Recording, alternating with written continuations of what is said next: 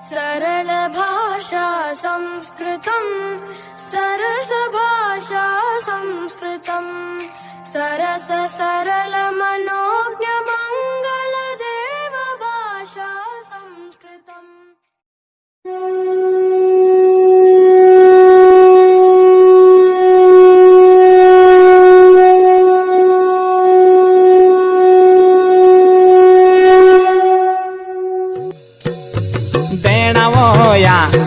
देना होया मेरा श्याम नाग राजा, देना होया ये देना होया, ये देना होया मेरा डांडा का नारेना, देना होया ये देना होया, ये देना होया मेरा बाला भगवाना, देना होया ये देना होया आदेश।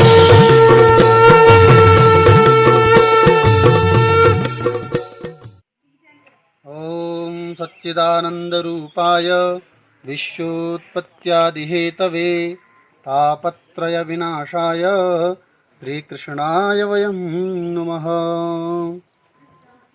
भगवान श्री कृष्ण सेम नागराजा के चरणों में कोटि कोटि प्रणाम। आज हम भगवान श्री सेम नागराजा के इस मंदिर में आए हुए हैं। ये मंदिर जो आप अभी देख रहे हैं, ये उत्तराखंड राज्य के टिहरी गढ़वाल जनपद में प्रतापनगर ब्लॉक में मुखेम गांव स्थित है और मुखेम गांव से लगभग ऊपर 2 किलोमीटर पैदल चढ़ाई पर ये मंदिर स्थित है। भगवान श्री सेम नागराजा की यहाँ पर कैसे आए, उनकी कई कथाएं प्रचलित हैं और श्री कृष्ण को ही नागराजा कहा जाता है हमारे उत्तराखंड में।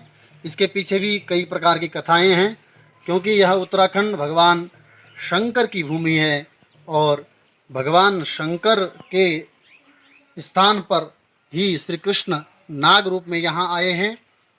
इसकी एक कथा प्रचलित है जो श्रीमद् भागवत के 10वें स्कंद में है कि यमुना नदी में कालिया नाग रहता था।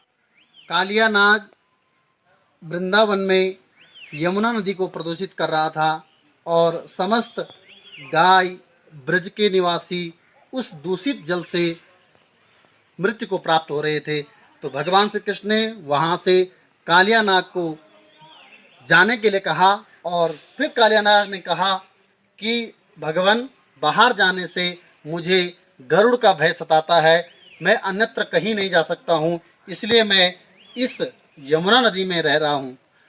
तो भगवान श्री कृष्ण ने उसके मस्तिष्क पर अपने चरण चिन्ह डाले और कहा कि मेरे चरण चिन्हों को देख करके तुम्हें गरुड़ का भय नहीं सताएगा और गरुड़ तुम्हें पहचान लेगा कि तुम भगवान के भक्त हो। तो ऐसी कथा प्रचलित है कि भागवत में लिखा हुआ है रमणीक द्वीप में जाने के लिए कि कालिया नाग तुम रमणीक द्वीप में चले जाओ। तो कुछ विद्वान कहते हैं कि यही स्थल रमणीक द्वीप है और इसी रमणीक द्वीप में भगवान श्री कृष्ण ने कालिया नाग को भेजा था और यह वचन दिया था कि मैं तुम्हें वहाँ पर दर्शन अवश्य दूंगा। तो दूसरी कथा प्रचलित है कि द्वापर युग के अंत में जब महाभारत का युद्ध हुआ, उसकी विभीषिका को देखते हुए, उस भयानक युद्ध को, नरसंहार को देखते हुए भगवान श्री कृष्ण का मन व्यथित हुआ, अप्रसन्न हुआ, दुखित हुआ और भगवान श्री कृष्ण ने रुक्मिणी से पूछा कि मेरा मन व्यथित हुआ जा रहा है, मुझे क्या करना चाहिए। तो रुक्मिणी ने भगवान श्री कृष्ण को बताया कि तुम रमणीक द्वीप में चले जाओ और वहाँ पर तपस्या करो। तो भगवान श्री कृष्ण द्वापर के अंत में यहाँ पर तपस्या करने आए। भगवान श्री कृष्ण यहाँ पर आए और यहाँ सामने दिखाई देता है हिमालय का क्षेत्र, पूरा बर्फ से भरा हुआ हिमालय का उच्च शिखर, लेकिन आज कोहरा छाया हुआ है तो दृष्टिगोचर नहीं हो रहा है। और इस मंदिर के पीछे एक कहानी और प्रचलित है कि यहाँ पर एक राजा हुआ करता था गंगूरमोला नाम का। गंगूरमोला राजा यहाँ पर क्रूर शासक था और एक प्रकार से वह कह सकते हैं कि नास्तिक था। तो उस राजा को एक प्रकार से भगवान ने यहाँ पर दर्शन दिए, और जब भगवान यहाँ आए थे तो भगवान ने यहाँ उससे थोड़ा ज़मीन मांगी। तो उसने कहा कि हिटदा बटोई में जगह नहीं देंदू। ये गढ़वाली में लोकोक्ति है कि चलते हुए राहगीर को मैं राजा गंगू रमोला जगह नहीं देता हूँ। तो ये जब उसने भगवान श्री कृष्ण से कहा तो उसकी पत्नी को भी भगवान श्री कृष्ण ने स्वप्न दिखाया, और स्वप्न में उसको अनहोनी की आशंका व्यक्त की, लेकिन फिर भी गंगू रमोला नहीं चेता, नहीं माना। फिर भगवान श्री कृष्ण, कहा जाता है कि यहाँ से खरसाली गए। खरसाली जो कि माँ यमुनोत्री के शीतकालीन प्रवास है, वहाँ चले गए। वहाँ भी भगवान श्री कृष्ण सेम नागराजा का मंदिर है, और वहाँ से जब भगवान वहाँ चले गए तो उसके बाद इधर राजा गंगू रमोला का बहुत ही ज़्यादा नुकसान हुआ। और यहाँ जो राजा गंगू रमोला था उसकी कोई भी संतति नहीं थी, वो क्रूर शासक था। अब उसकी पत्नी उस भिक्षुक को ढूंढने चली गई, अपने सेवकों से कहा, सैनिकों से कहा कि वो जो याचक था, वो जो भिक्षुक था, वो कहाँ चले गया, जो ज़मीन मांग रहा था, जो छोटी सी भूमि तपस्या के लिए मांग रहा था, उस भिक्षुक को ढूंढिए। तो लोगों ने पता लगाया, सेवकों ने, सैनिकों ने मिलकर के पता लगाया, तो वो भिक्षुक जो कि भगवान श्री कृष्ण ही थे, वह खरसाली में निवास कर रहे थे। वहाँ एक माई करके थी, उनके यहाँ रह रहे थे। उसके बाद उनको सब प्रेम सम्मान पूर्वक यहाँ बुलाया, और गंगू रमोला ने अपनी सभा में बुलाया कि हे भिक्षुक, तुम कौन हो? तुम साधारण नहीं हो सकते हो।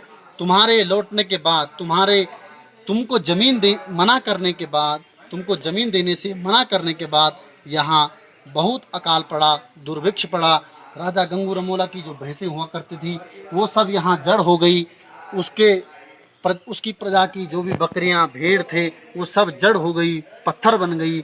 ऐसा तुम्हारे अंदर कौन सा पराक्रम है? तुम कोई साधारण याचक नहीं हो सकते। इस प्रकार का जब गंगू रमोला ने उनसे विनती की तो भगवान श्री कृष्ण ने कहा कि मुझे केवल यहाँ पर तपस्या करने के लिए छोटी सी भूमि दे दो। तो गंगू रमोला ने प्रेम पूर्वक भगवान श्री कृष्ण को भूमि दी, और फिर भी गंगू रमोला इस अकड़ में था कि ये कोई छलिया है। और एक गंगू रमोला ने यहाँ पर 6 बार सेम इस स्थान पर मंदिर बनाए, लेकिन 6 बार ही वो मंदिर गायब हो गए, विलुप्त हो गए यहाँ से, और अन्य स्थानों पर प्रकट हो गए। और इस सेम को हम बोलते हैं प्रकटा सेम। ऊपर जो स्थान दिख रहा है उसको बोलते हैं सतरंजू सेम।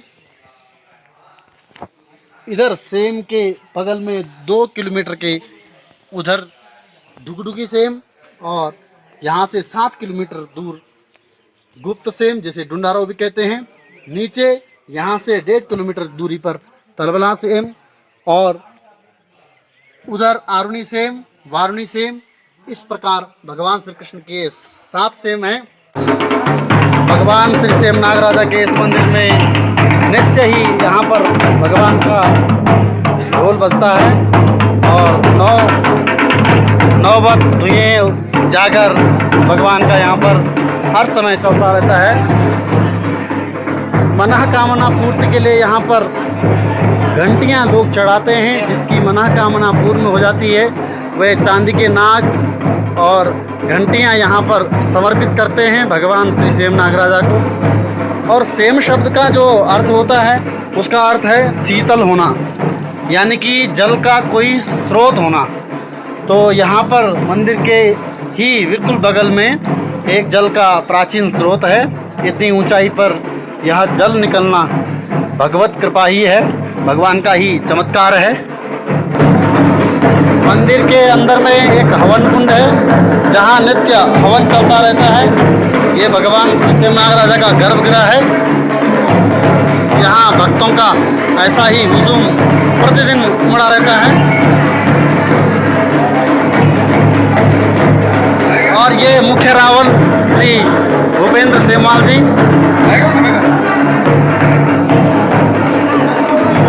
और इधर गंगूरमोला और उनकी पत्नी मैना और उनके 2 सुपुत्र सिद्धवा विधवा का विग्रह मंदिर में ही स्थापित किया गया है।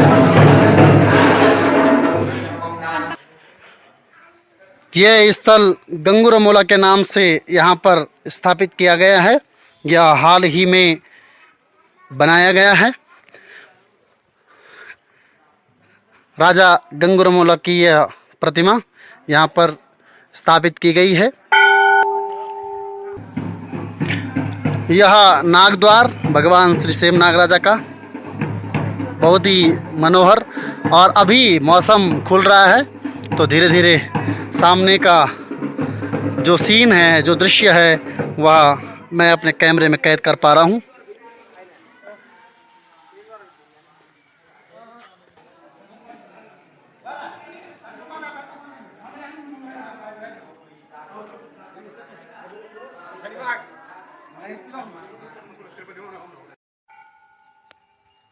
वन अति पावन सेम सतरंजू, त्रिविध ताप दुख मूल न भंजू।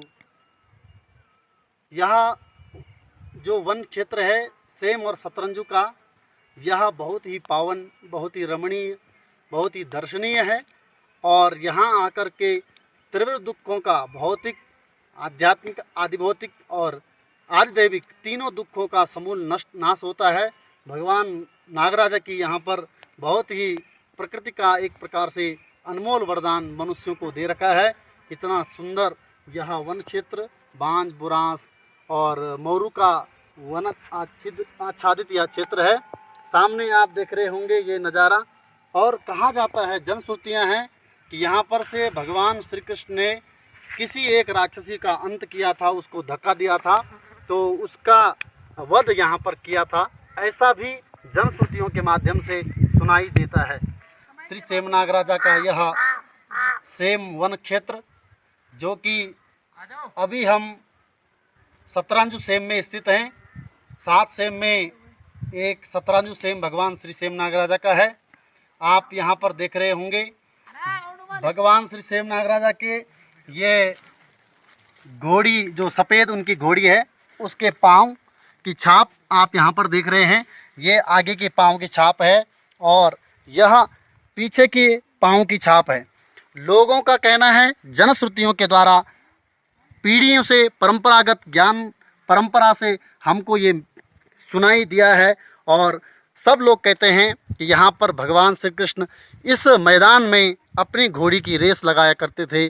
जो भगवान श्री कृष्ण की सफ़ेद घोड़ी है, उसका यहाँ पर उसके साथ यहाँ पर अटखेलियाँ करते थे, क्रीड़ा करते थे। इस सुंदर स्थान को ही भगवान ने चुना है। हम मानव बड़े ही सौभाग्यशाली हैं कि इस क्षेत्र का दर्शन करने का हमको परम लाभ हो रहा है। देखिए सामने से कितना सुंदर नज़ारा दिखता है।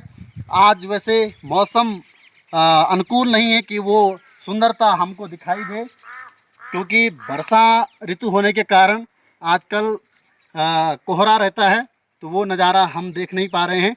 मैं अपने कैमरामैन से निवेदन करूंगा कि आप इस सतरंजू सौड़, जो सतरंजू बुग्याल है, उसकी अनुपम छटा को अपने कैमरे में कैद करने का कष्ट करेंगे। भगवान श्री सेम नागराजा का यह क्षेत्र, एक बार अवश्य आप लोग भी यहाँ पर आइए, दर्शनों का लाभ लीजिए और अपने जीवन को धन्य कीजिए। उत्तराखंड में यह 5वें धाम के रूप में विख्यात है। जो भी लोग यहाँ प्रेम पूर्वक श्रद्धा भाव से आते हैं, अपनी मनः कामनाओं को लेकर के भगवान श्री सेम नागराजा के दर्शनों के लिए आते हैं, उनकी मनः कामना को भगवान श्री सेम नागराजा अवश्य परिपूर्ण कर देते हैं। जय श्री सेम नागराजा।